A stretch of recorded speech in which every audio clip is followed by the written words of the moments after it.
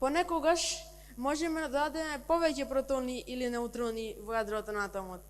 С бомбардирање на јадрото на атомот со протони или неутрони, вообичаено добиваме потешки јадра. Но кога научниците го бомбардирале ураниум-235 со неутрон, тие добиле два полесни атоми, а не ураниум-236, како што било очекувано. Ово е најдобриот начин како да се предизвика фисија, при што се ослободува големо количество на енергија. Дополнително се ослободува најмалку еден неутрон, што може да предизвика фисија на други атоми од ураниум-235. Оваа серија на реакции на фисија се нарекува верижна реакција. Кога овој феномен се контролира, добиената енергија во вид на топлина може да се користи за производство на електрична енергија.